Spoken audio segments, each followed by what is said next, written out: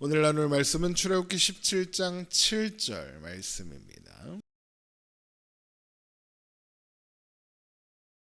출애굽기 17장 7절 말씀 우리 함께 봅니다.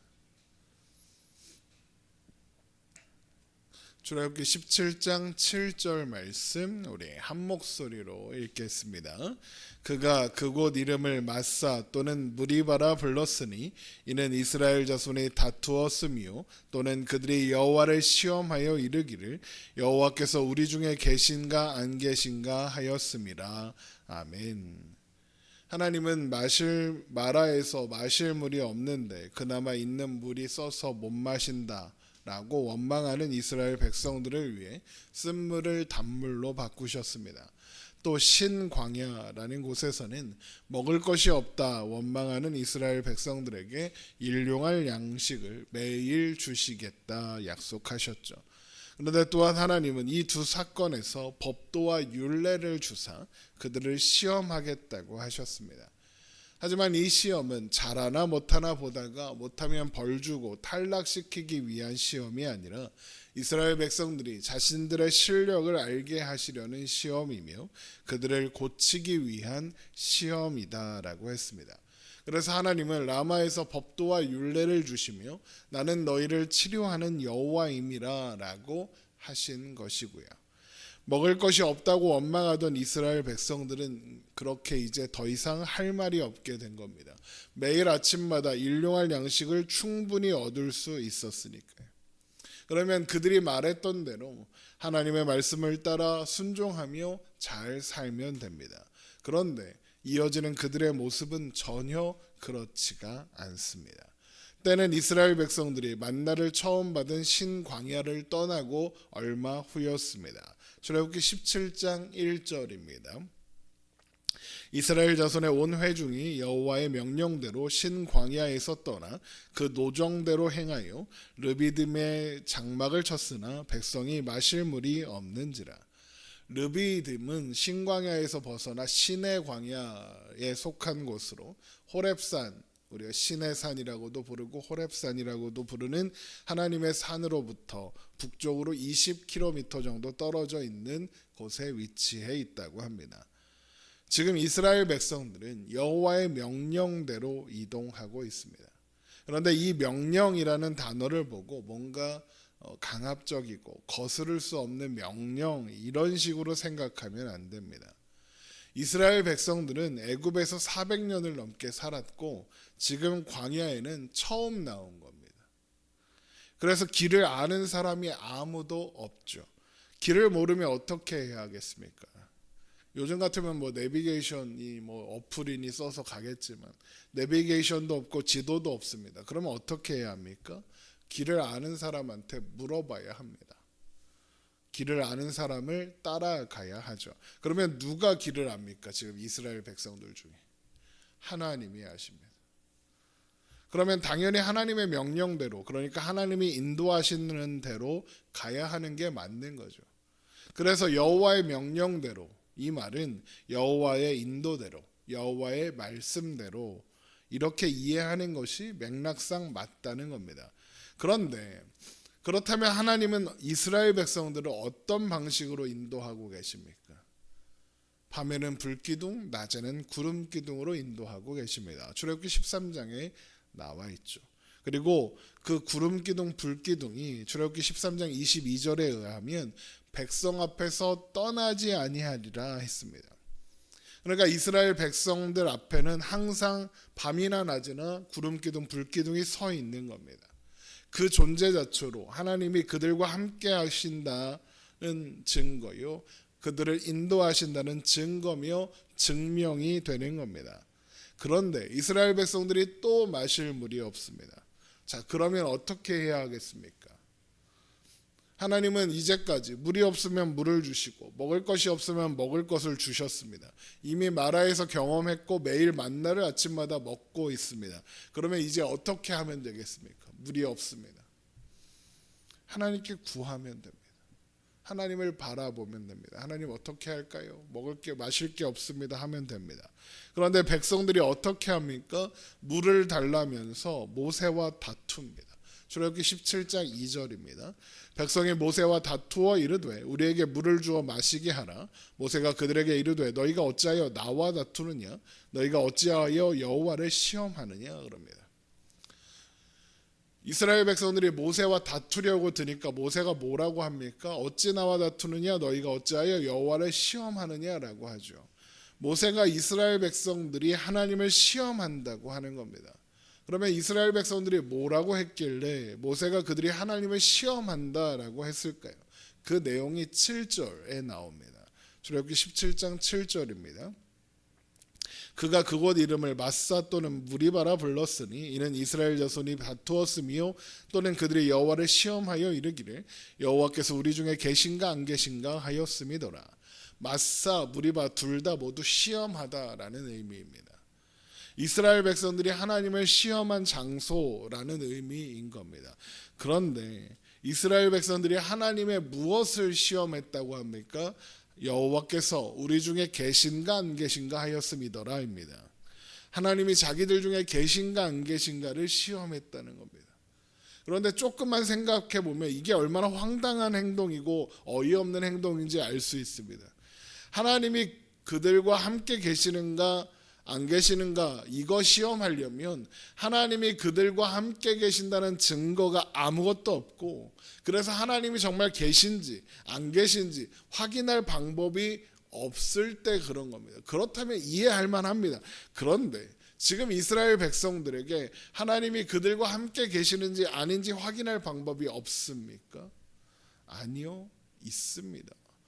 떡하니 눈앞에 구름기둥 불기둥이 있고 매일 아침마다 만나를 먹고 있습니다. 불기둥 기름기둥이 밤낮으로 그들과 함께 있고 불기둥이 움직이면 이동하고 멈추면 그 자리에 장막을 치고 하고 있습니다.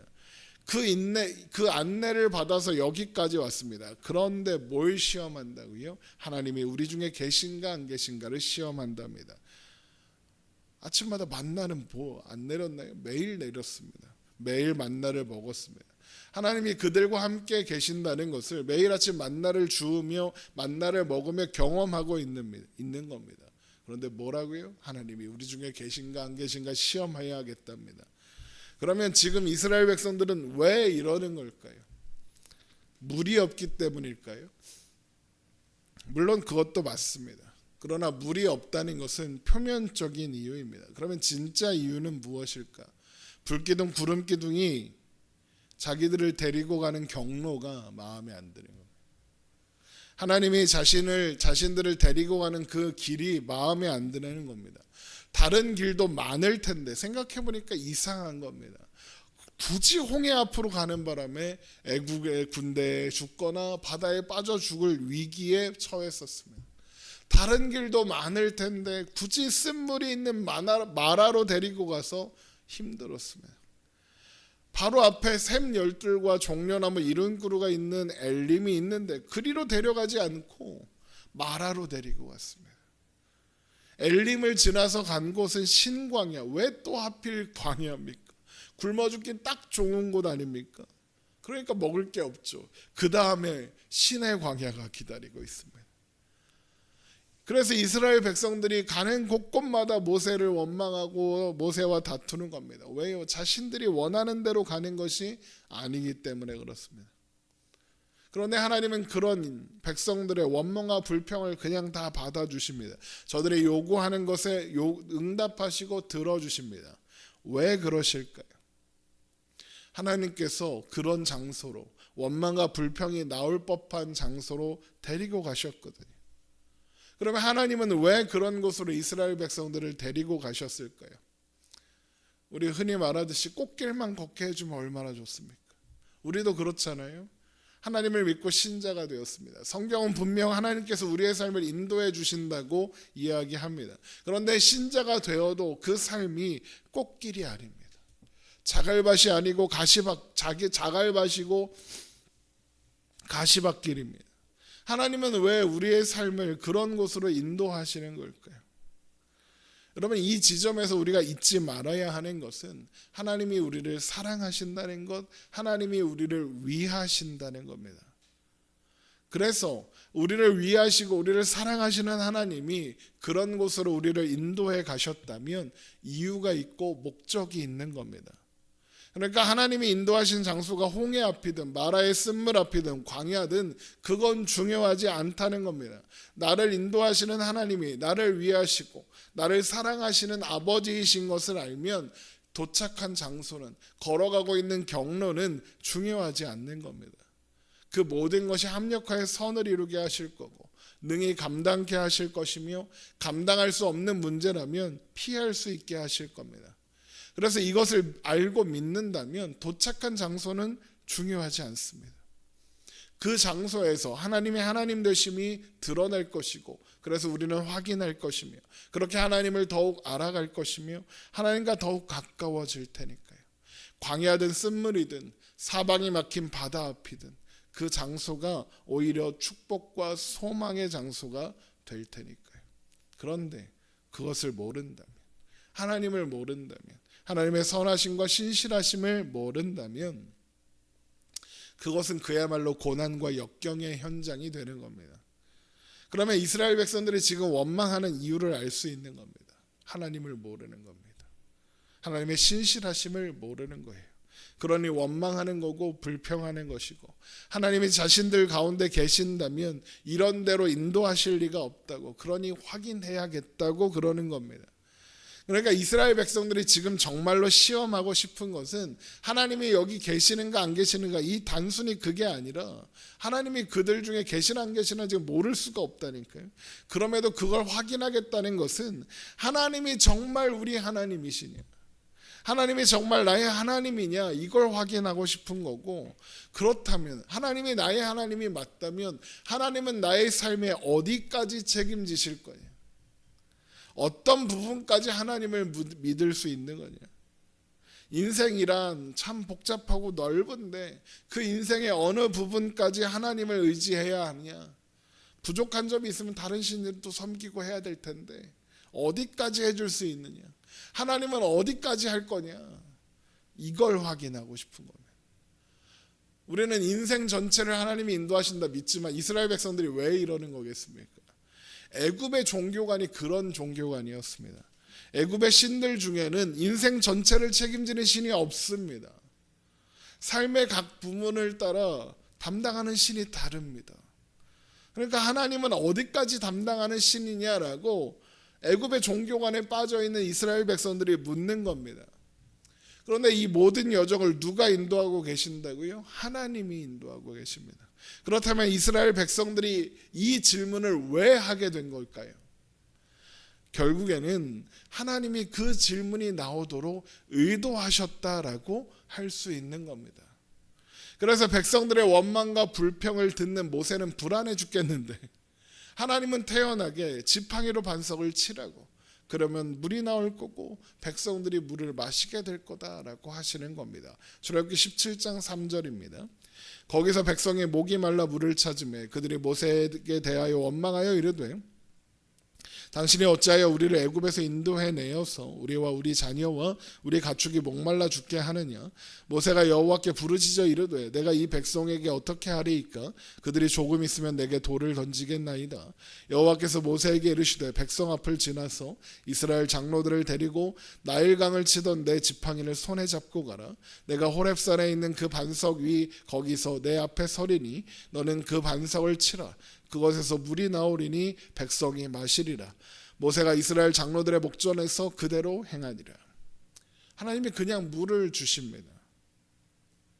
왜 그냥 물을 주실까요? 원망하고 불평하는데 왜 혼내지 않으시고, 왜 책망하지 않으시고, 왜 벌 주지 않으시고 그냥 물을 주시는가요? 이스라엘 백성들이 물었거든요. 하나님은 어디까지 하나님이냐, 나의 삶을 어디까지 책임질 수 있는 분이냐라고 물었잖아요. 그래서 하나님이 대답해 주시는 겁니다. 나는 너희의 삶 전체를 책임지는 존재다. 내가 너희의 하나님이다 라고 말씀하시는 겁니다. 그리고 그걸 알게 하시려고 홍해로, 마라로, 광야로, 그 코스로, 그 길로 인도하고 데리고 가시는 겁니다. 그래서 다음 사건이 아말렉과의 전쟁이 이어지는 겁니다. 그렇게 가르쳐 주시는 거죠. 하나님이 세상의 주인이시며 그 하나님이 이스라엘 백성들 삶 전체를 책임지는 분이다라는 사실을 말입니다. 그래서 다윗이 시편 23편에서 하나님이 나의 목자가 되사 나를 인도하시는데 맨날 꽃길이더라 이러지 않고 사망의 음침한 골짜기로 다닐지라도 원수의 목전에 있을지라도 이렇게 말하면서 그런데도 괜찮더라, 안전하더라, 그래서 나는 두렵지 않았더라, 그래서 나는 별일 없이 살았더라 그러는 겁니다. 여러분, 하나님이 우리 하나님이십니다. 우리 아버지이십니다. 우리와 함께 하십니다. 우리의 모든 것을 책임지시는 분이십니다. 우리의 인생의 여정이 그런 분의 손에 붙잡혀 있는 겁니다. 우리가 서는 곳이 어디든 어떤 상황이든 하나님이 우리 편이시고 우리를 위하십니다. 하나님이 우리와 함께 계십니다. 하나님이 우리와 함께 계시나 안 계시나 시험할 필요가 없이 너무나도 분명한 사실입니다. 여러분, 이 사실을 기억하며 하나님과 동행하는 그곳이 어떤 상황, 어떤 상태든 상관없이 그곳이 꽃길이고 그 어디나 하늘나라인 것을 알고, 그래서 평안과 행복을 누리며 사는 우리가 되기를 주님의 이름으로 축원합니다. 기도하겠습니다.